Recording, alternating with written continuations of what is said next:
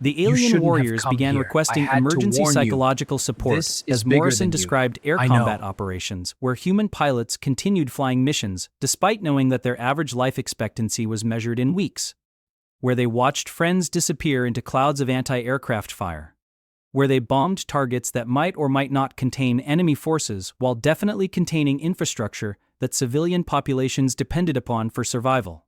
Psychological analysis and species comparison. The devastating psychological impact of human war stories on elite alien warriors required immediate analysis by the Galactic Council's most experienced xenobiologists and military psychologists. Dr. Commerce Vextari of the Alterian Science Collective, widely considered the galaxy's leading expert on combat psychology across species, led a team of researchers in conducting emergency psychological evaluations of the affected personnel while attempting to understand the fundamental differences between human and non-human approaches to warfare and trauma processing. The initial hypothesis suggested that the alien warriors' psychological distress resulted from their inability to comprehend the apparent irrationality of human combat behavior.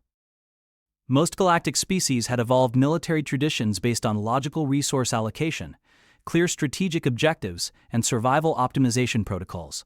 Warfare, while brutal, followed predictable patterns based on evolutionary advantages, territorial necessities, and resource competition. Even the most aggressive species in the galaxy fought for comprehensible reasons using tactics that maximized their species' survival prospects while minimizing unnecessary casualties.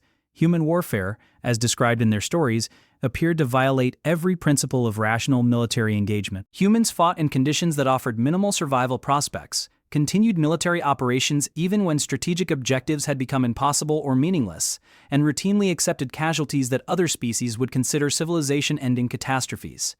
The alien warriors, despite their extensive training and combat experience, lacked psychological frameworks for processing military operations that seemed to prioritize abstract concepts like duty, honor, and sacrifice over the practical realities of survival and victory. Dr. Vexthari's team conducted detailed psychological evaluations of the affected warriors, comparing their responses to established baselines for combat stress and trauma. The results challenged fundamental assumptions about the nature of military psychology and the relationship between individual psychological resilience and species survival strategies. Catharax, the Catharen shock trooper, demonstrated stress responses typically associated with prolonged combat operations despite having experienced nothing more than verbal descriptions of human warfare. The Catharen military conditioning protocols, refined over thousands of years of selective breeding and psychological training, appeared powerless against the vicarious trauma induced by human war stories. The fundamental issue, Dr. Sihasi Vextari noted in her preliminary report, appears to be that human military psychology operates from premises that are incompatible with standard models of rational behavior. Most species develop military capabilities as extensions of their survival instincts, creating warfare doctrines that optimize for species preservation and resource acquisition. Human military culture seems to prioritize abstract ideological concepts over survival optimization, creating military personnel who will accept death or injury in service of goals that provide no direct benefit to their individual survival or reproductive success. The Vorthan battle dancers presented particularly interesting case studies. Their species had evolved from predators who hunted in coordinated packs, developing four-armed combat techniques that emphasized individual superiority in single combat while maintaining pack coordination for larger engagements. Vorthan warriors were conditioned from birth to view combat as a natural extension of their predatory instincts, with victory bringing social status, mating opportunities, and resource access.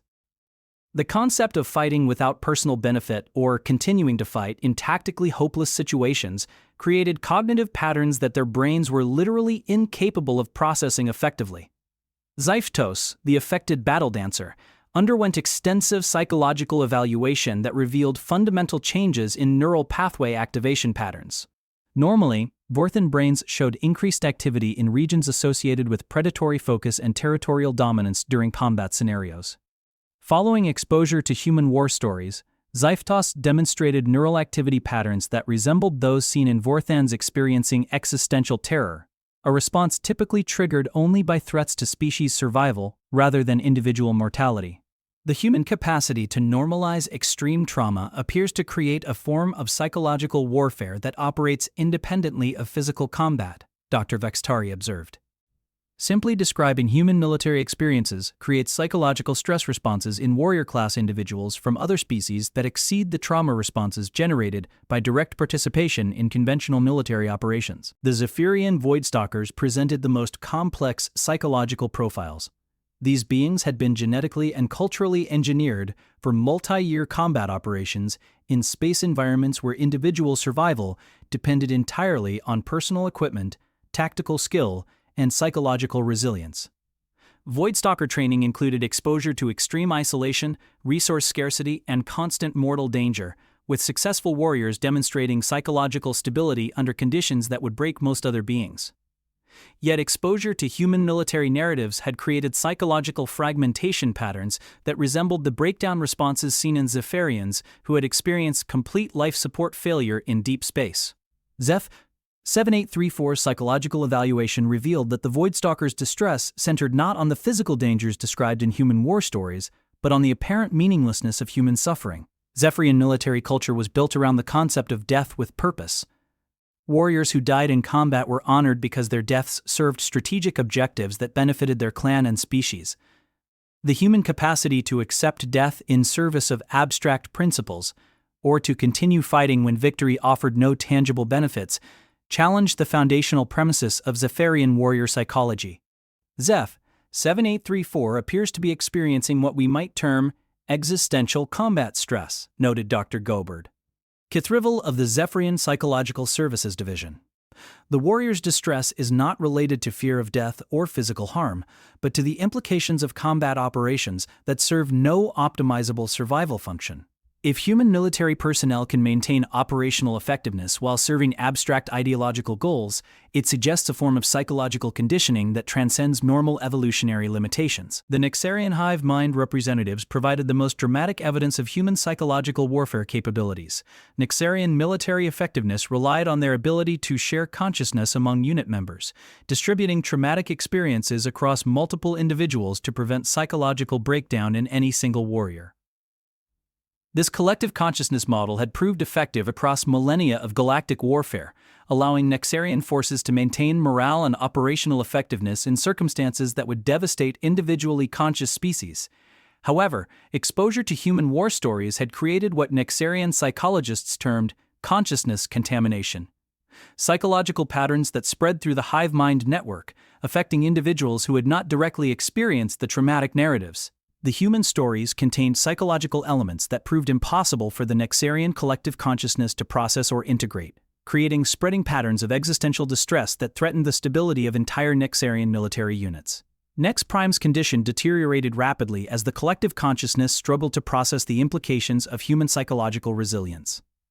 The Nexarian hive mind had encountered numerous forms of psychological warfare throughout galactic history, including telepathic attacks, consciousness-disrupting technologies, and mimetic weapons designed to exploit species-specific psychological vulnerabilities.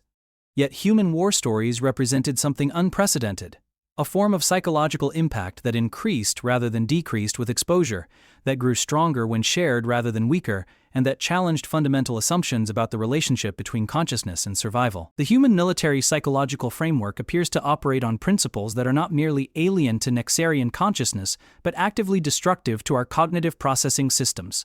Nex Prime reported during one of the brief moments when individual consciousness remained stable. Human capacity to endure meaningless suffering while maintaining operational effectiveness suggests psychological conditioning protocols that transcend known models of consciousness optimization. The implications for galactic military doctrine require immediate strategic assessment. Dr. Vextari's team expanded their analysis to include comparative studies of human psychological development and military training protocols. The research revealed that human military effectiveness did not result from superior physical capabilities, advanced technology, or tactical innovation, but from psychological conditioning that enabled individual humans to continue functioning in circumstances that would render other species' combat ineffective. Human military training appeared to deliberately expose personnel to psychological stresses that other species would consider torture, creating mental frameworks that normalized extreme trauma and maintained operational effectiveness even under conditions of extreme physical and psychological duress. The humans described training exercises that simulated capture and torture, survival scenarios that required consuming contaminated food and water, and combat simulations designed to create maximum psychological stress rather than tactical education. Human military personnel undergo psychological conditioning that appears designed to break down normal survival instincts and replace them with loyalty to abstract concepts, Dr. Vexthari noted. This creates warriors who will continue fighting even when personal survival becomes impossible, when strategic objectives become unattainable, and when victory offers no personal benefit. The tactical implications are profound, but the psychological implications may be even more significant. The research team's analysis suggested that human psychological warfare capabilities represented not just a military advantage, but a fundamental difference in the relationship between consciousness and survival. Most galactic species had evolved consciousness as a survival optimization tool, creating psychological frameworks that prioritized individual and species survival over abstract concepts. Human consciousness appeared to operate on different principles, creating individuals who could subordinate survival instincts to ideological commitments in ways that other species found incomprehensible and terrifying. The philosophy of strength through self-destruction. As the psychological evaluations continued and the full scope of human military psychology became apparent, Dr. Vexthari's research team began focusing on what appeared to be the central paradox of human warfare capabilities. The humans had repeatedly described military operations where success required individuals to abandon self-preservation instincts, to accept roles that offered minimal survival prospects, and to continue fighting even when continuation served no rational purpose. Yet these same operations had apparently contributed to humanity's species-wide success and their eventual development of faster-than-light technology. Intelligence Officer Chen, observing the alien warrior's psychological distress, requested a private conference with the research team to discuss what she termed the philosophical foundation of human military psychology. Her explanation provided insights that fundamentally altered galactic understanding of the relationship between individual weakness, collective strength, and species survival. "You're missing the key point," Chen explained to the assembled researchers and military leaders. "Human strength doesn't come from being individually powerful. It comes from being willing to be individually weak in service of something larger." Every human who enters military service accepts that they might die for abstract concepts like freedom, justice, or protection of innocence. We train our soldiers to overcome their survival instincts, not because survival instincts are bad, but because sometimes survival instincts prevent you from doing what needs to be done. Chen's explanation focused on what she described as the fundamental human military philosophy, that true strength could only be achieved by individuals who had conquered their own weaknesses, particularly the weakness of prioritizing personal survival over collective benefit. Human military training, she explained, was designed not to create superior warriors, but to create individuals who had transcended the limitations imposed by self-preservation instincts. "The man who destroys his weak self can never be destroyed by others," Chen said, quoting what she described as an ancient human military principle. "When you've already accepted that you might die, when you've already chosen to prioritize your mission over your survival, when you've already decided that some things are more important than your personal safety, then your enemies can't threaten you with anything you haven't already accepted. They can kill you, but they can't make you surrender. They can hurt you, but they can't make you abandon your principles. They can destroy your body, but they can't destroy your mission." The assembled alien researchers struggled to comprehend the implications of Chen's explanation. Most galactic species viewed self-preservation as the foundation of rational behavior, with military training designed to enhance survival prospects while achieving tactical objectives. The human approach of deliberately weakening individual survival instincts in order to create stronger collective capabilities represented a fundamental inversion of standard military psychology. Dr. Keith Rival of the Zephyrian Psychological Services Division attempted to analyze the human philosophy within established frameworks of evolutionary psychology. The described psychological conditioning appears to create individuals who are willing to reduce their personal fitness in order to enhance group fitness. While such behavior patterns exist in some eusocial species, the human model appears to combine individual consciousness with eusocial sacrifice patterns in ways that our theoretical models suggest should be evolutionarily unstable. Master Sergeant Rodriguez joined the discussion, providing additional context for human military psychological development. "It's not just about sacrifice," he explained. "It's about understanding that your individual weaknesses, your fear, your self-doubt, your desire for safety and comfort, are the things that your enemies will exploit to defeat you. Every human has these weaknesses. Every human is afraid sometimes, uncertain sometimes, tempted to give up sometimes. Human military training teaches you to recognize these weaknesses and choose to act despite them. Rodriguez described advanced human military training techniques that seem designed to deliberately expose personnel to their psychological vulnerabilities while teaching them to maintain operational effectiveness despite psychological distress. Galactic Council Military Assessment Report, Species Classification, Humans, Terra Classification Level. Restricted Document ID, GCC. MA 7834TERR8, date, Galactic Standard 412-7315, prepared by Joint Military Intelligence Division. Executive Summary. Following extensive observation and analysis of the species designated as humans from the planet Terra, Sol, Promise, this comprehensive assessment documents unprecedented psychological warfare capabilities that have fundamentally altered our understanding of combat psychology across known civilizations. The events detailed herein occurred during a routine military exchange program designed to foster interspecies cooperation and shared tactical knowledge. What began as a standard diplomatic military exercise has resulted in the complete restructuring of our approach to psychological resilience training and has forced a re-evaluation of humanity's potential role within the galactic defense network. The implications of these findings extend far beyond military applications and touch upon the very nature of consciousness, survival instincts, and the relationship between individual strength and collective power. Initial Contact and Military Exchange Protocol. The Galactic Council's First Contact Division established communication with humanity in Galactic Standard 4.12.6822, following their successful development of faster-than-light communication technology. Initial assessments classified humans as a relatively standard carbon-based bipedal species with moderate technological advancement and conventional military capabilities. Their physical specifications, averaging 1.7 meters in height, with limited natural armor, claws, or enhanced sensory organs, suggested a species that had likely evolved through tool use rather than natural predatory advantages. Vasquez described human military operations where success required personnel to acknowledge their limitations while committing to missions that exceeded those limitations. Soldiers who knew they were likely to die continued fighting to accomplish objectives that would benefit people they would never meet. Pilots who knew their aircraft were damaged beyond reasonable repair continued flying missions to provide support for ground forces. Medics who knew they were exposing themselves to enemy fire continued treating wounded personnel because saving lives was more important than personal safety. The strength comes from choosing to act despite your limitations, not from pretending you don't have limitations, Vasquez explained. When you've accepted that you're mortal, fallible, and afraid, but you choose to do your duty anyway, then you've developed the kind of strength that can't be broken by external circumstances. Your enemies can kill you, but they can't make you abandon your mission. They can hurt you, but they can't make you betray your principles. They can destroy everything you care about, but they can't destroy the choice you've made to keep fighting for what's right. Flight Lieutenant Morrison provided technical examples of how human military philosophy translated into practical combat advantages. Human pilots, he explained, were trained to continue flying missions even when their aircraft systems were failing, when they were injured, and when mission success appeared impossible. This psychological conditioning created tactical advantages that superior technology or physical capabilities could not replicate.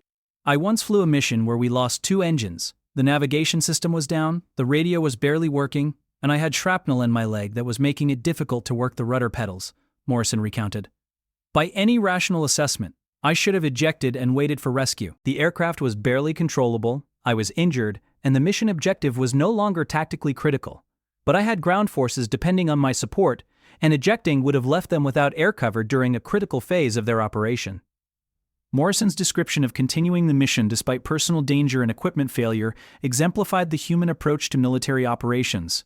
Rather than optimizing for individual survival or tactical efficiency, human military personnel were conditioned to continue operations as long as continuation served any purpose related to their overall mission objectives. This created military capabilities that exceeded what other species considered possible given human physical and technological limitations. The aircraft was barely flying, I was bleeding, and every minute I stayed in the air increased the probability that I would die, Morrison continued. But the ground forces needed air support, and I was the only pilot in position to provide it. So, I stayed. I flew the mission with failed systems and personal injuries because that's what the mission required. And you know what happened? The ground forces successfully completed their objective, and I managed to land the aircraft at a forward airbase where the medical team patched me up and the maintenance crew got the plane flying again. The alien researchers struggled to understand how such apparently irrational behavior could provide military advantages. Dr. Vextari's analysis suggested that human military effectiveness resulted from psychological conditioning that enabled personnel to continue operating in circumstances where other species would consider continued operation impossible or pointless. Human military psychology appears to create personnel who can maintain operational effectiveness even when operational effectiveness serves no direct survival benefit, Dr. Vextari observed. This creates tactical unpredictability that enemy forces cannot account for using standard military planning protocols. If human forces will continue fighting even when victory appears impossible, standard tactical models for predicting enemy behavior become unreliable. The philosophical implications extended beyond military applications. Chen, Rodriguez, Vasquez, and Morrison described how human civilian society was built around similar principles of individuals choosing to subordinate personal interests to collective benefits. Human parents sacrificed personal comfort and resources to benefit their children. Human scientists dedicated their lives to research that would benefit future generations. Human artists and writers created works that would outlast their individual lifespans. And human communities were organized around principles of mutual support and collective responsibility. The military applications are just the most obvious examples, Chen explained. But the same basic philosophy applies throughout human society. We build things that will last longer than we will. We plant trees whose shade we'll never enjoy. We fight for principles that benefit people we'll never meet. We choose to be individually vulnerable in order to create collective strength. And that choice, the choice to be vulnerable, to accept mortality, to commit to something larger than personal survival, that's where human strength comes from. The research team's analysis concluded that human military capabilities represented not just tactical advantages, but a fundamentally different approach to the relationship between individual consciousness and species survival. Most galactic species had developed military capabilities as extensions of individual survival instincts, creating warfare doctrines that optimized for personal and species preservation. Humans had developed military capabilities based on the deliberate subordination of individual survival instincts to abstract principles, creating personnel who could function effectively even when function served no personal survival benefit. The implications for galactic military doctrine are profound, Dr. Vextari concluded. If human psychological conditioning can create military personnel who will continue operating even under conditions where continued operation serves no survival optimization function, then standard models for predicting and countering enemy behavior become inadequate. Human military forces represent not just a tactical challenge, but a fundamental challenge to our understanding of rational combat behavior. The philosophical foundation of human military psychology, the idea that true strength comes from individuals who have conquered their own weakness through willing acceptance of mortality and vulnerability, challenged basic assumptions about consciousness, survival, and the relationship between individual and collective benefit. The alien warrior's psychological breakdown when confronted with human war stories reflected not just culture shock, but the fundamental incompatibility between survival-optimized consciousness and consciousness that had transcended survival optimization through willing acceptance of personal limitations.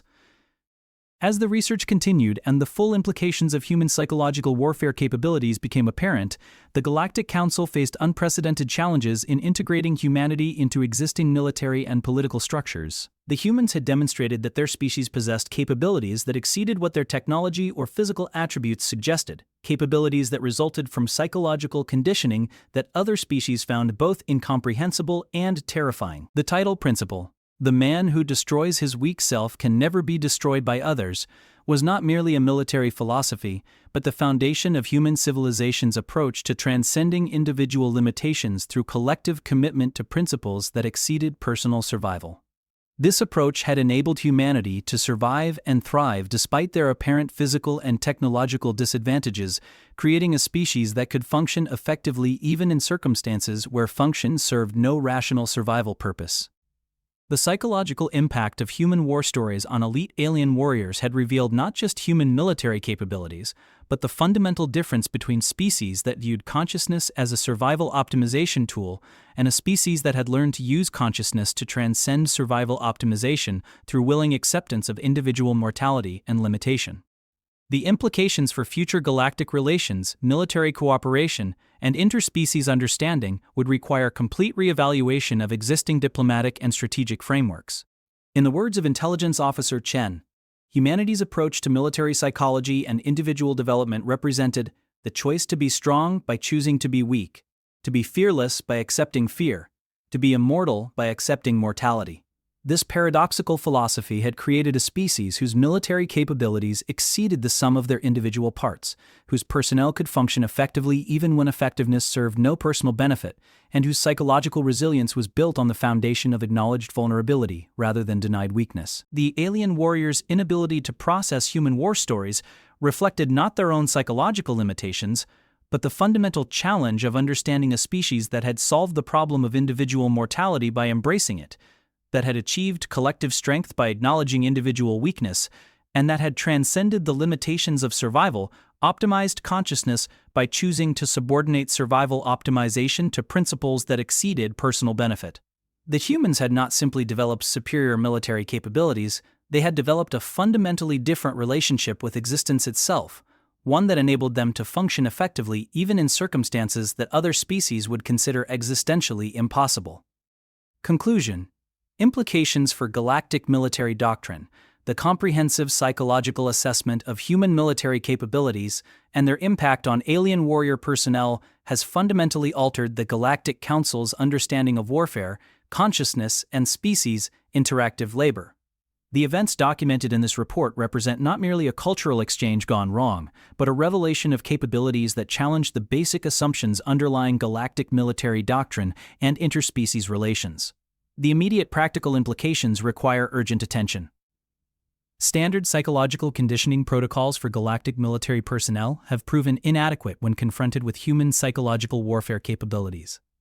The fact that simple verbal descriptions of human military operations could incapacitate elite warriors from multiple species indicates a fundamental vulnerability in current training methodologies that must be addressed before any large-scale military cooperation with humanity can be considered.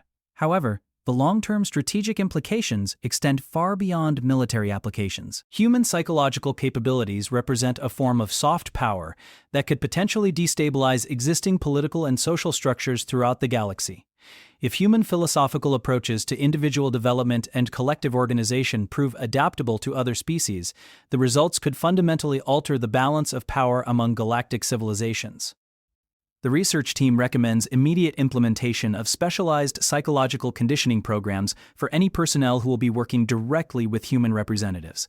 Additionally, we recommend that the Galactic Council consider classifying human psychological warfare capabilities as strategic weapons requiring regulation under existing interstellar weapons control treaties. Perhaps most significantly, the human demonstration of strength through acknowledged weakness, of courage through accepted fear, and of immortality through embraced mortality represents a philosophical framework that could potentially benefit other species if properly understood and adapted.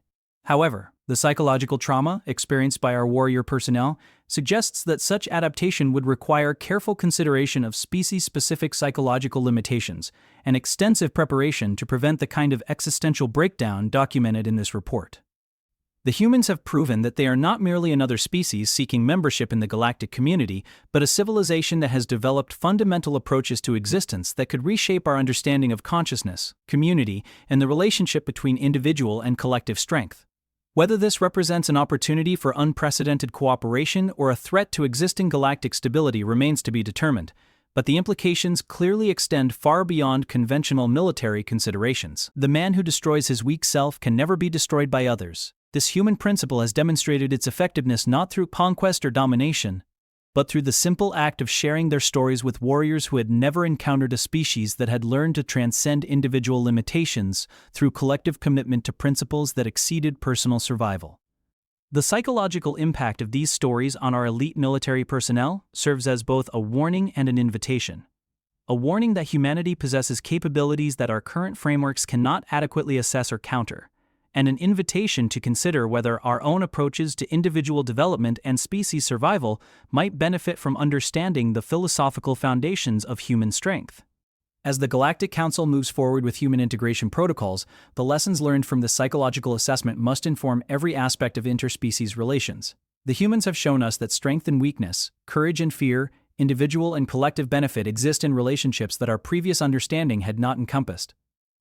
Whether we choose to learn from their example or simply defend against their capabilities will likely determine the future trajectory of galactic civilization itself. End of report. Classification. Restricted distribution. Galactic Council Military Command, Psychological Services Division, Interspecies Relations Committee, prepared by Joint Military Intelligence Division. Authorization Dr. Vextari, Senior Xenobiologist, Alterian Science Collective. Standard diplomatic protocols were implemented, including the traditional military exchange program that had been successfully conducted with over 847 species across the galaxy. The program's purpose was straightforward. Selected military personnel from both species would share tactical knowledge, combat techniques, and strategic philosophies to build mutual understanding and identify potential areas of cooperation in galactic defense initiatives. The Terran delegation consisted of 12 individuals representing various branches of their military structure. Intelligence Officer Sarah Chen from their Naval Intelligence Division, Master Sergeant Marcus Rodriguez from their Marine Corps, Captain Elena Vasquez from their Army Special Forces, Flight Lieutenant James Morrison from their Air Force, and 8 additional personnel representing different specializations and combat experiences. Each had been selected by their respective commands as exemplary representatives of human military capability and discipline. The Galactic Council's contribution included some of our most elite warriors, 3 Kitharan shock troopers whose exoskeleton plating had withstood direct plasma cannon fire, 2 Vorthan battle dancers whose four-armed combat style had never been defeated in individual combat, 4 Zephyrian Void Stalkers whose centuries of experience in asteroid belt warfare had made them legendary throughout the Outer Rim, and a contingent of Nexarian hive mind soldiers whose shared consciousness allowed for perfect tactical coordination. These beings represented the pinnacle of military evolution from species that had been refining warfare for millennia. The exchange was to take place aboard the neutral station Harmony Point, a massive facility specifically designed for interspecies interactions. The station's conference halls, training facilities, and recreational areas had been engineered to accommodate the diverse physiological and psychological needs of hundreds of different species. Environmental controls could simulate everything from the high-gravity crushing atmospheres of gas giant moons to the near-vacuum conditions preferred by silicon-based lifeforms. The storytelling sessions, unprecedented psychological impact.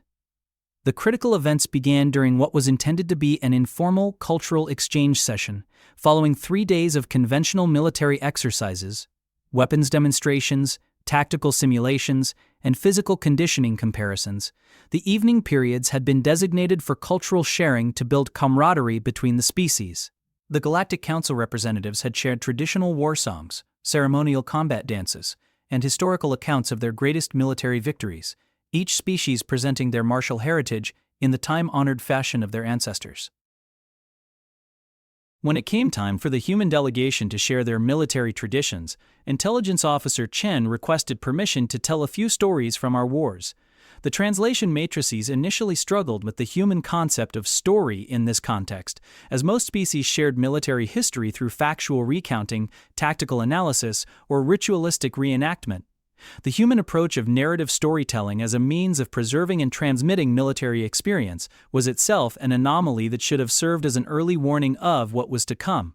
Chen began with what she described as something from the old wars, to give you an idea of where we came from.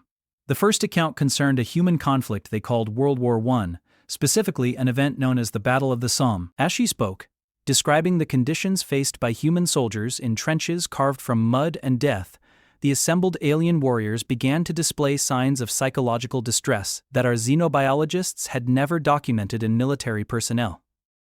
"Picture this," Chen said, her voice carrying the matter-of-fact tone that humans seem to use when discussing their most horrific experiences. 60,000 casualties in a single day. That's 60,000 humans killed or wounded in the space of one rotation of our planet. But here's the thing, the survivors kept fighting, for months. In trenches filled with the decomposing bodies of their friends, with poison gas drifting across the battlefield, with artillery barrages that could be heard from hundreds of kilometers away. They lived in holes in the ground, ate food contaminated with mud and worse, and when the whistle blew, they climbed out and charged into machine gun fire because that's what needed to be done. The Kytheron shock trooper, designated Catharix, began exhibiting rapid, shallow breathing patterns consistent with acute stress responses.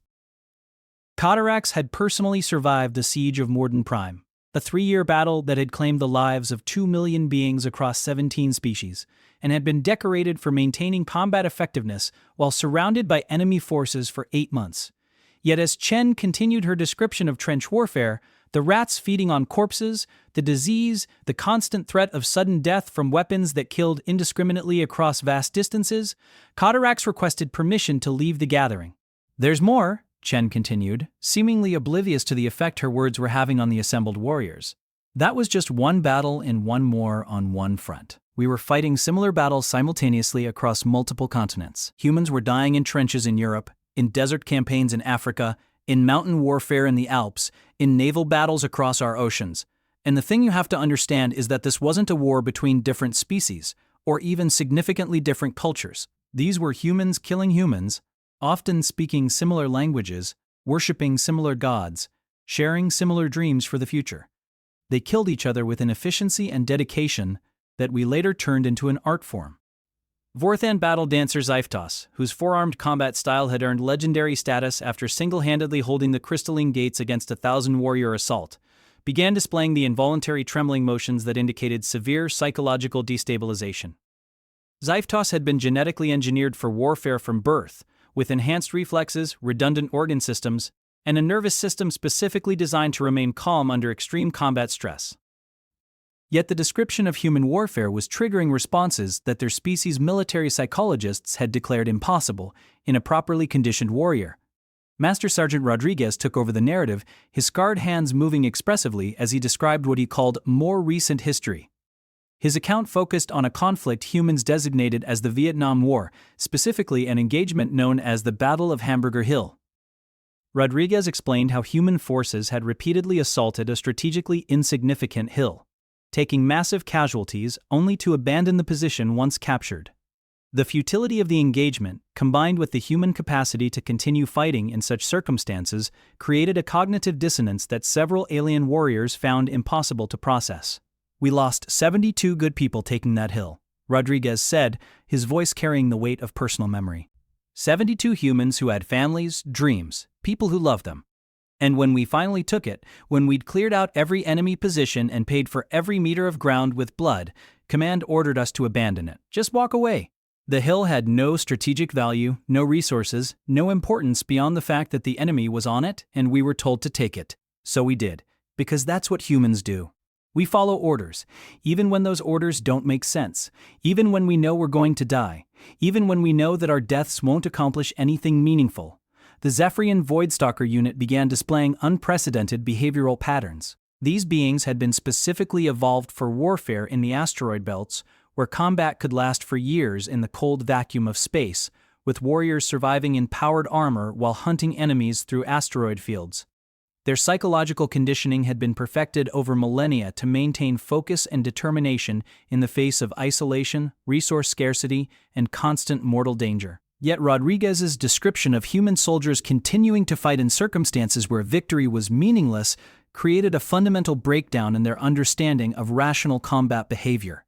Zeph 7834, the senior Voidstalker, attempted to interrupt the narrative with a logical analysis. The described behavior patterns are inconsistent with survival optimization protocols. Why would a species continue to expend resources and personnel in tactical situations with negative expected outcomes? This represents a fundamental failure of command structure and individual judgment. Captain Vasquez smiled, a facial expression that the translation software noted was simultaneously showing amusement and sadness.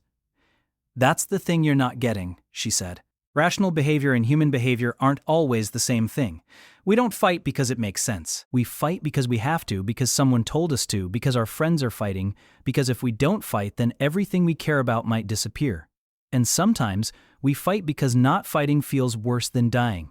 She began describing modern human warfare, focusing on urban combat operations in environments where distinguishing between combatants and non-combatants was impossible, where every building might contain enemies or innocents, where split-second decisions could result in the death of children.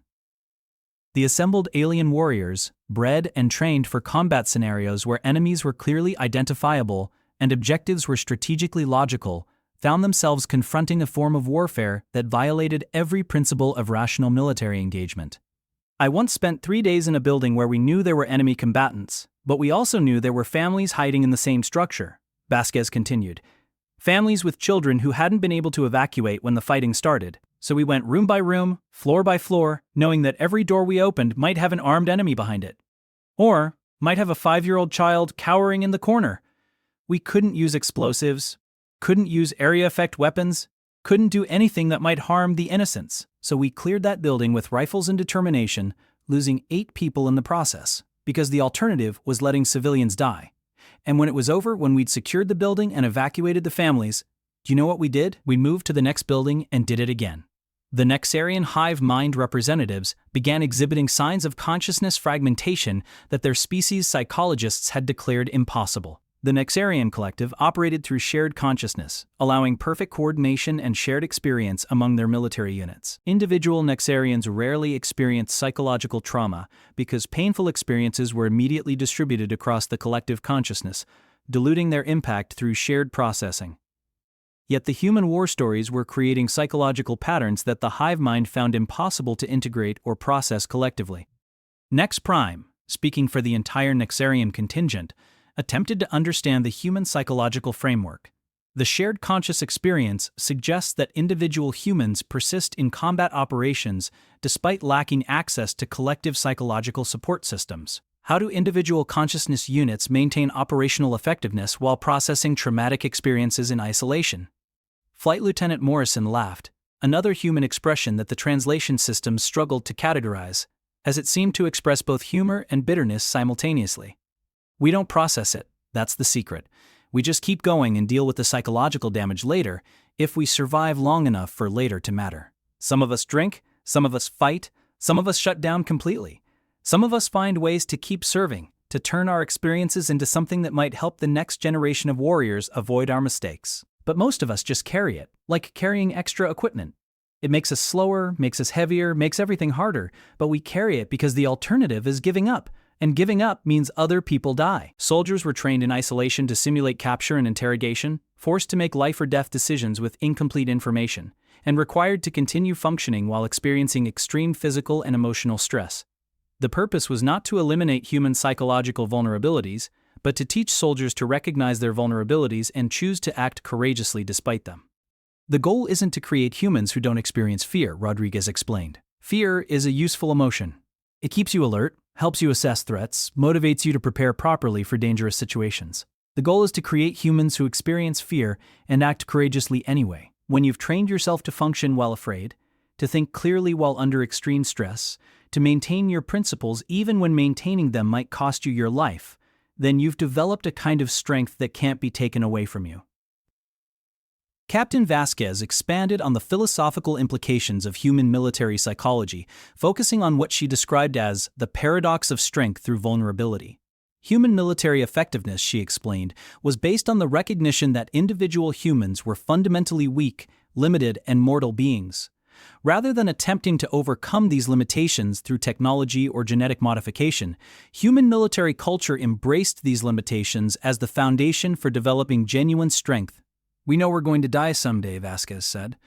We know we're not the strongest species, or the fastest, or the smartest, or the most durable. We know that our individual lives are short and fragile, and that the universe is vast and dangerous and largely indifferent to our survival. But here's the thing. Knowing that we're weak doesn't make us weak. It makes us honest. And honest assessment of your limitations is the first step toward transcending them.